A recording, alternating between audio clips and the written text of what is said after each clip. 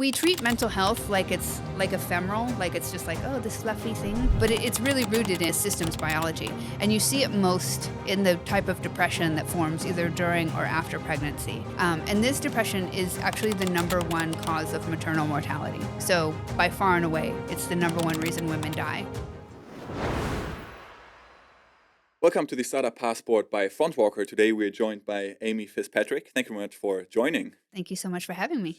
You're the founder and CEO of Decipher Woman. Yes. But, you're also trained to be a neuroscientist at Columbia before, and you worked in the field of acupuncture in New York. Yeah. And now you're here and you're building your own FemTech Yes. startup. Yes. How did that occur? Well, do you want the whole story?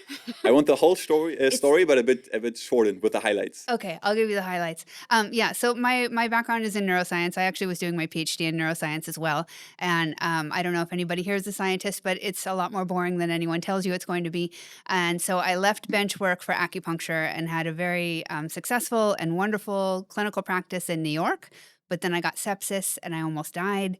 And I got 2 autoimmune diseases, and I had to fold my practice.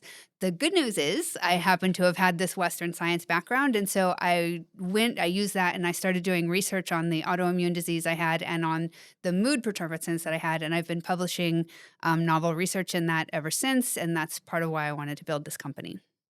So yeah, it was a very personal reason then, or a Yes. personal motivation. A personal motivation, but also, so for example, I got Graves' disease, which is when your thyroid is super, super overactive. And when your thyroid is overactive, all of your other hormones become dysregulated. And so it gives you really intense mood disturbances. And so I had those, but I was able to kind of not believe them because I knew what was going on. And it really occurred to me, like, not everybody happens to have neuroscience degrees and Western science background. And I didn't want other women to suffer what I was suffering, because there are solutions. And now you had to learn the business side of things, Yeah. essentially, or is that something because you had your own like praxis before? Is that something that you already had experience from, but now you're obviously working in a very different department? Well, it's not like a praxis now; it's something very different. So Yeah. how was learning the business side of things for you? Brutal. So I think that Americans are more naturally entrepreneurial, or just we are not even more, but it's kind of baked into the system because there's no safety net there. So you either figure stuff out or you fail. And it's not pretty when you fail. So I also have had a 20-year career as a pharmaceutical consultant. So I write medical education and papers and ghostwrite and stuff, do research in pharma.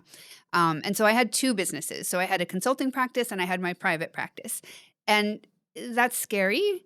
And it takes entrepreneurial, sort of spirit, but nobody else is investing in you. You're not responsible for anyone else's money. You're not playing the game. You're not pitching. You're just, head down focused. So it's very different. Even though it takes the same kind of heart and drive, it's much more frightening to be trying to solicit other people's money, having to generate returns on that money, and learn the whole thing. And you kind of have to build the plane as you are flying it, I think, because you're starting the company and you're learning about how these investment things work while you're trying to build this company. So there's a lot of room for error. So for you, it was more like a learning by doing thing, essentially. Correct.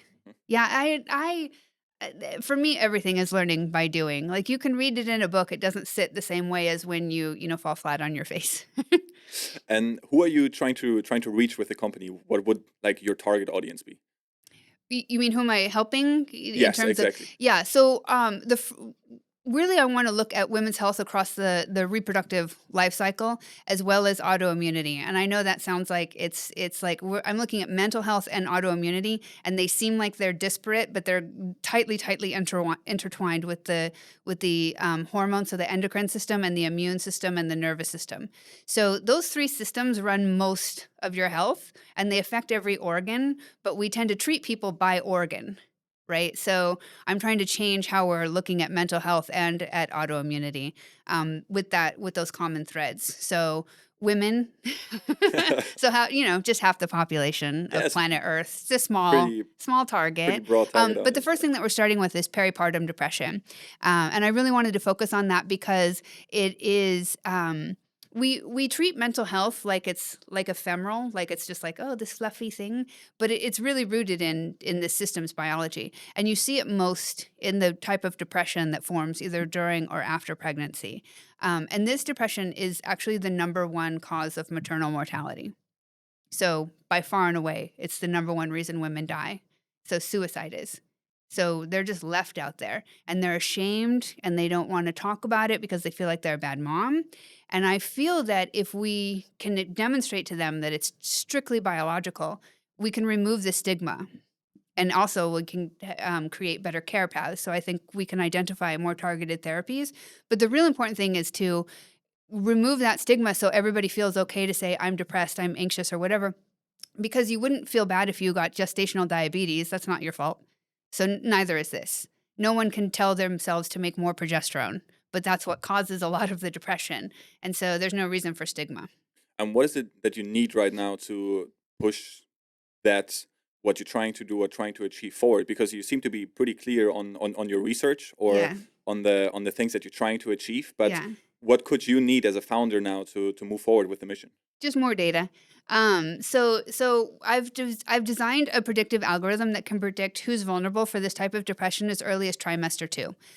So when you have a symptom of anything, even if you're just sick, if you got a cold, you actually were getting sick like 24 to 48 hours before that, right? The incubation period. So almost always in biology, something is going wrong long before there's a clinical symptom. We're able to catch that biology of that type of depression, even if it's postpartum, early in the pregnancy. So we're catching it early and we can spot who's vulnerable for this. But I need to refine that algorithm. And as you know, machine learning takes massive amounts of data, so I need massive amounts of data. And I'm doing another retrospective trial over the summer, and then a prospective one in the fall. But the problem is that to get our data correct, we have to follow women for that whole year after they're pregnant. So it's a little slow moving. So I'm trying to get a lot more women interested and develop a sort of research use only pilot. So that's the next big thing, is to get a lot of data. And of course, like every startup, you need funding in order to keep that moving. But we do have a nice Health Holland grant that we're using to build our prototype. And you said you can predict certain conditions, let's say, Yeah. that can essentially happen. How can you predict those things? So what exactly are you looking at with the participating women? Yeah. So I think it's useful to say, you know how Prozac, so serotonin reuptake inhibitors, you know what that is. So you know how they only work in about half of people? That's because, and it's actually might even be less than that. The reason is serotonin is only one part of a very complex picture. So that's one neurotransmitter in a whole system disease. We're looking at the genetics, right? So the predisposition. So maybe hormone receptors aren't going right, or there's an enzyme that doesn't work correctly. We're looking at hormones, immune cells, neurotransmitters, and their metabolism.